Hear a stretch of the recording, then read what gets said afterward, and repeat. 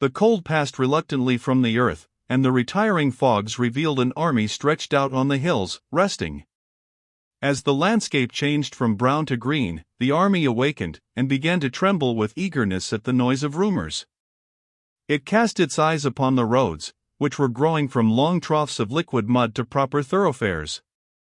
A river, amber-tinted in the shadow of its banks, purled at the army's feet, and at night, when the stream had become of a sorrowful blackness, one could see across it the red, eye-like gleam of hostile campfires set in the low brows of distant hills.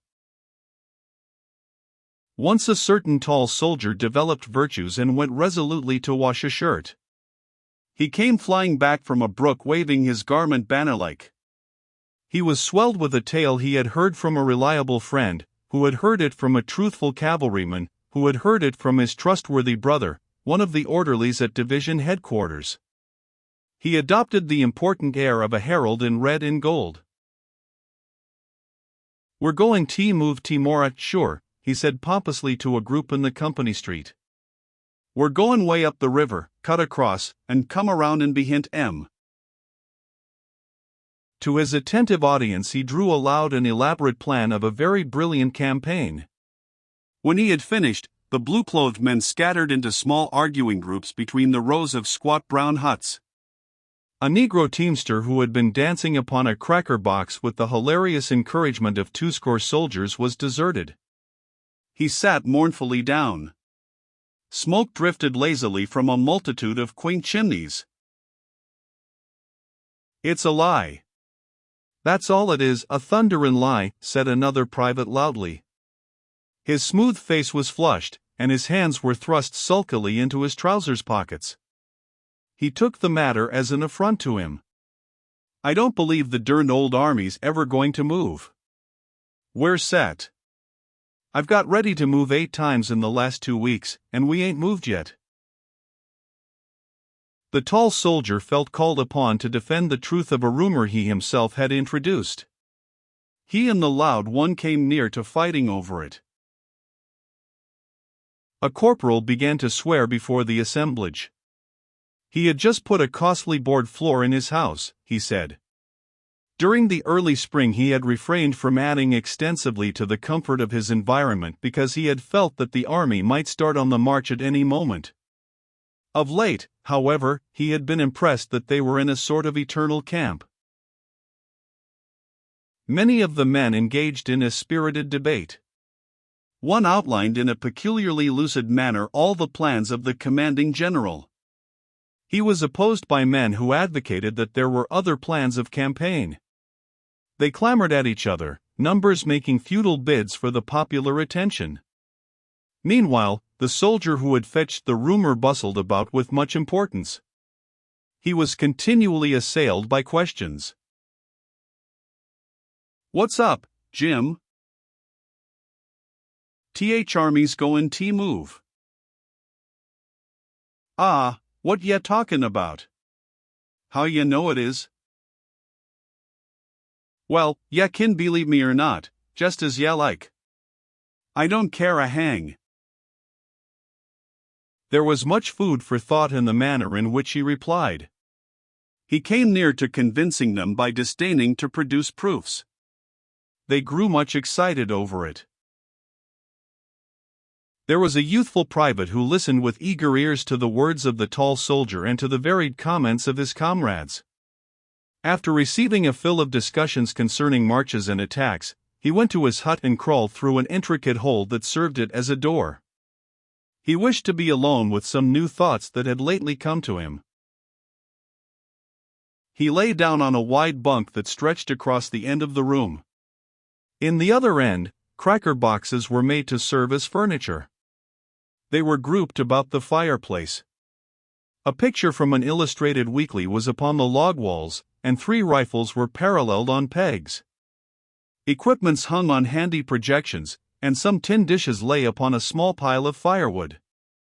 A folded tent was serving as a roof. The sunlight, without beating upon it, made it glow a light yellow shade.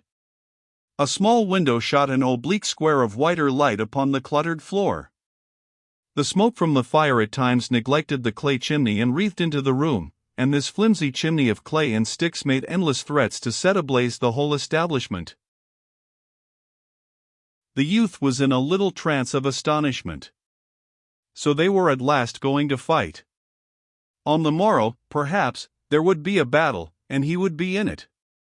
For a time he was obliged to labor to make himself believe. He could not accept with assurance an omen that he was about to mingle in one of those great affairs of the earth.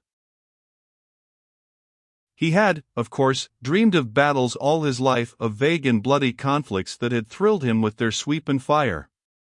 In visions he had seen himself in many struggles. He had imagined peoples secure in the shadow of his eagle-eyed prowess. But awake he had regarded battles as crimson blotches on the pages of the past. He had put them as things of the bygone with his thought images of heavy crowns and high castles. There was a portion of the world's history which he had regarded as the time of wars, but it, he thought, had been long gone over the horizon and had disappeared forever. From his home his youthful eyes had looked upon the war in his own country with distrust. It must be some sort of a play affair. He had long despaired of witnessing a Greek-like struggle. Such would be no more, he had said. Men were better, or more timid. Secular and religious education had effaced the throat-grappling instinct, or else firm finance held in check the passions. He had burned several times to enlist. Tales of great movements shook the land. They might not be distinctly Homeric, but there seemed to be much glory in them. He had read of marches, sieges, conflicts, and he had longed to see it all. His busy mind had drawn for him large pictures extravagant in color, lurid with breathless deeds. But his mother had discouraged him. She had affected to look with some contempt upon the quality of his war ardor and patriotism. She could calmly seat herself and with no apparent difficulty give him many hundreds of reasons why he was of vastly more importance on the farm than on the field of battle. She had had certain ways of expression that told him that her statements on the subject came from a deep conviction. Moreover, on her side, was his belief that her ethical motive in the argument was impregnable. At last, however, he had made firm rebellion against this yellow light thrown upon the color of his ambitions. The newspapers, the gossip of the village, his own picturings, had aroused him to an uncheckable degree. They were in truth fighting finely down there. Almost every day the newspaper printed accounts of a decisive victory.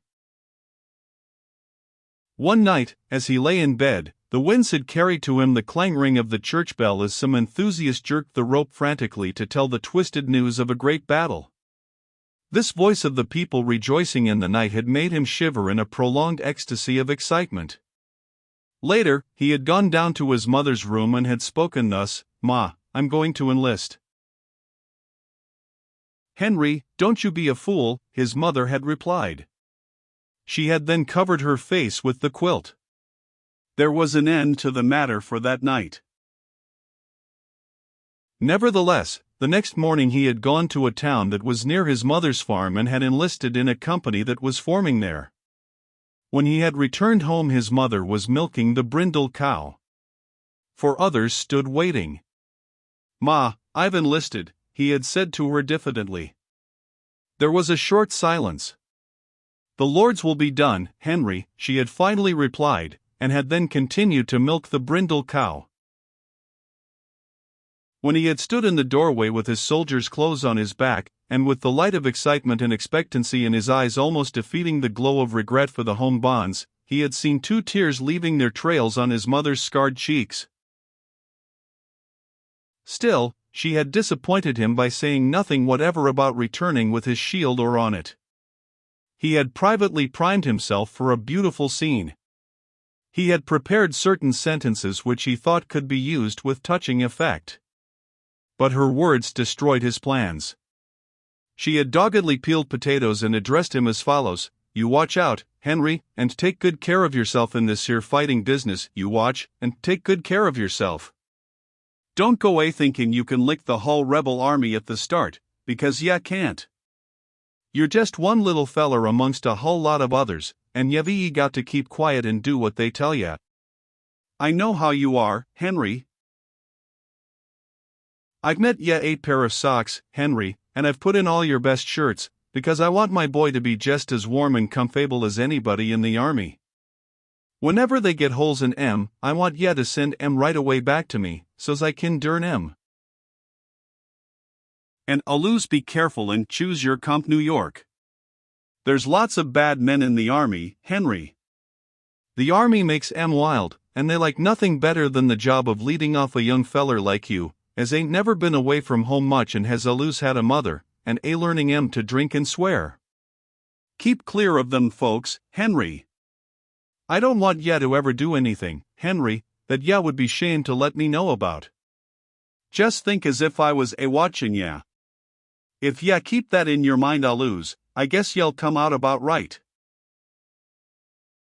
Ya must always remember your father, too, child, and remember he never drunk a drop of liquor in his life, and seldom swore a cross oath. I don't know what else to tell ya, Henry, excepting that ya must never do no shirking, child, on my account. If so be a time comes when ya have to be kilt or do a mean thing, why, Henry, don't think of anything 'cept what's right, because there's many a woman has to bear up 'ginst sec things these times, and the Lord'll take care of us all. Don't forget about the socks and the shirts, child, and I've put a cup of blackberry jam with your bundle, because I know ya like it above all things. Goodbye, Henry. Watch out, and be a good boy. He had, of course, been impatient under the ordeal of this speech. It had not been quite what he expected, and he had borne it with an air of irritation. He departed feeling vague relief. Still, when he had looked back from the gate, he had seen his mother kneeling among the potato parings. Her brown face, upraised, was stained with tears, and her spare form was quivering. He bowed his head and went on, feeling suddenly ashamed of his purposes. From his home he had gone to the seminary to bid adieu to many schoolmates. They had thronged about him with wonder and admiration. He had felt the gulf now between them and had swelled with calm pride. He and some of his fellows who had donned blue were quite overwhelmed with privileges for all of one afternoon, and it had been a very delicious thing. They had strutted. A certain light-haired girl had made vivacious fun at his martial spirit, but there was another and darker girl whom he had gazed at steadfastly, and he thought she grew demure and sad at sight of his blue and brass. As he had walked down the path between the rows of oaks, he had turned his head and detected her at a window watching his departure. As he perceived her, she had immediately begun to stare up through the high tree branches at the sky. He had seen a good deal of flurry and haste in her movement as she changed her attitude. He often thought of it. On the way to Washington his spirit had soared. The regiment was fed and caressed at station after station until the youth had believed that he must be a hero. There was a lavish expenditure of bread and cold meats, coffee, and pickles and cheese.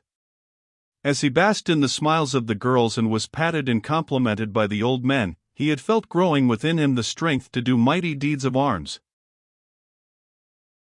After complicated journeyings with many pauses, there had come months of monotonous life in a camp.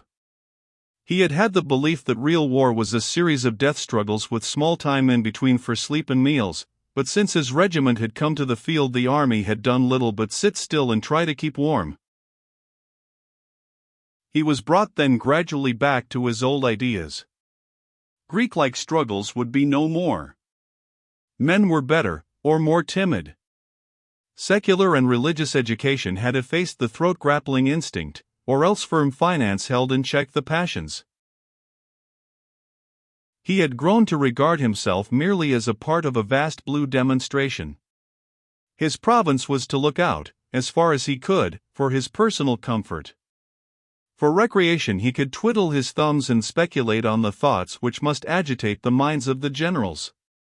Also, he was drilled and reviewed, and drilled and reviewed. The only foes he had seen were some pickets along the river bank. They were a suntanned, philosophical lot, who sometimes shot reflectively at the blue pickets. When reproached for this afterward, they usually expressed sorrow, and swore by their gods that the guns had exploded without their permission. The youth, on guard duty one night, conversed across the stream with one of them. He was a slightly ragged man, who spat skillfully between his shoes and possessed a great fund of bland and infantile assurance. The youth liked him personally. "Yank," the other had informed him, "you're a right dumb good feller." This sentiment, floating to him upon the still air, had made him temporarily regret war. Various veterans had told him tales. Some talked of gray, bewhiskered hordes who were advancing with relentless curses and chewing tobacco with unspeakable valor, tremendous bodies of fierce soldiery who were sweeping along like the Huns. Others spoke of tattered and eternally hungry men who fired despondent powders. "They'll charge through hell's fire and brimstone to get a holt on a haversack, and sex stomachs ain't elastin' long," he was told. From the stories, the youth imagined the red, lithe bones sticking out through slits in the faded uniforms. Still, he could not put a whole faith in veterans' tales, for recruits were their prey. They talked much of smoke, fire, and blood, but he could not tell how much might be lies. They persistently yelled fresh fish at him, and were in no wise to be trusted. However, he perceived now that it did not greatly matter what kind of soldiers he was going to fight, so long as they fought, which fact no one disputed. There was a more serious problem. He lay in his bunk pondering upon it. He tried to mathematically prove to himself that he would not run from a battle. Previously he had never felt obliged to wrestle too seriously with this question. In his life he had taken certain things for granted, never challenging his belief in ultimate success, and bothering little about means and roads. But here he was confronted with a thing of moment. It had suddenly appeared to him that perhaps in a battle he might run. He was forced to admit that as far as war was concerned he knew nothing of himself. A sufficient time before he would have allowed the problem to kick its heels at the outer portals of his mind, but now he felt compelled to give serious attention to it. A little panic fear grew in his mind. As his imagination went forward to a fight, he saw hideous possibilities. He contemplated the lurking menaces of the future, and failed in an effort to see himself standing stoutly in the midst of them. He recalled his visions of broken-bladed glory, but in the shadow of the impending tumult he suspected them to be impossible pictures. He sprang from the bunk and began to pace nervously to and fro. "Good Lord, what's the matter with me?" he said aloud. He felt that in this crisis his laws of life were useless. Whatever he had learned of himself was here of no avail. He was an unknown quantity. He saw that he would again be obliged to experiment as he had in early youth. He must accumulate information of himself, and meanwhile he resolved to remain close upon his guard lest those qualities of which he knew nothing should everlastingly disgrace him. "Good Lord," he repeated in dismay. After a time the tall soldier slid dexterously through the hole. The loud private followed. They were wrangling. "That's all right," said the tall soldier as he entered. He waved his hand expressively. "You can believe me or not, just as you like. All you got to do is sit down and wait as quiet as you can. Then pretty soon you'll find out I was right." His comrade grunted stubbornly. For a moment he seemed to be searching for a formidable reply. Finally he said, "Well, you don't know everything in the world, do you?" "Didn't say I knew everything in the world," retorted the other sharply. He began to stow various articles snugly into his knapsack. The youth, pausing in his nervous walk, looked down at the busy figure. "Going to be a battle, sure, is there, Jim?" he asked. "Of course there is," replied the tall soldier. "Of course there is. You just wait till tomorrow, and you'll see one of the biggest battles ever was." You just wait. Thunder, said the youth. Oh, you'll see fighting this time, my boy. What'll be regular out and out fighting, added the tall soldier, with the air of a man who was about to exhibit a battle for the benefit of his friends. Ha, said the loud one from a corner. Well, remarked the youth, like as not this story'll turn out just like them others did. Not much it won't, replied the tall soldier, exasperated. Not much it won't. Didn't the cavalry all start this morning? He glared about him. No one denied his statement. The cavalry started this morning, he continued. They say there ain't hardly any cavalry left in camp. They're going to Richmond, or some place, while we fight all the Johnnies. It's some dodge like that.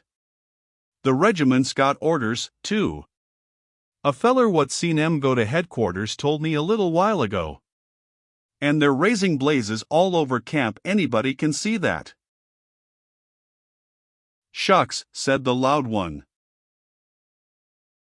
The youth remained silent for a time. At last he spoke to the tall soldier. Jim. What?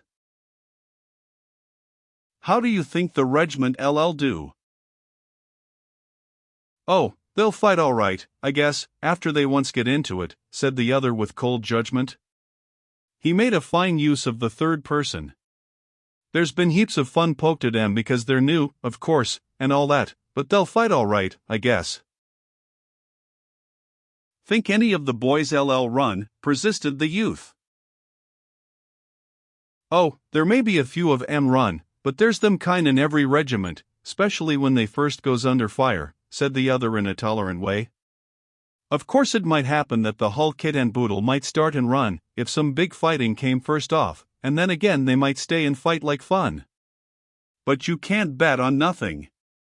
Of course they ain't never been under fire yet, and it ain't likely they'll lick the hull rebel army all to once at the first time, but I think they'll fight better than some, if worse than others. That's the way I figure. They call the regiment fresh fish and everything, but the boys come of good stock, and most of 'em'll fight like sin after they once get shootin', he added, with a mighty emphasis on the last 4 words. Oh, you think you know, began the loud soldier with scorn. The other turned savagely upon him. They had a rapid altercation, in which they fastened upon each other various strange epithets. The youth at last interrupted them. Did you ever think you might run yourself, Jim? He asked. On concluding the sentence he laughed as if he had meant to aim a joke. The loud soldier also giggled. The tall private waved his hand. Well, said he profoundly, I've thought it might get too hot for Jim Conklin in some of them scrimmages, and if a whole lot of boys started and run, why, I suppose I'd start and run. And if I once started to run, I'd run like the devil, and no mistake. But if everybody was A standing and A fighting, why, I'd stand and fight. Be Jiminy, I would. I'll bet on it. Ha, said the loud one. The youth of this tale felt gratitude for these words of his comrade. He had feared that all of the untried men possessed great and correct confidence. He now was in a measure reassured.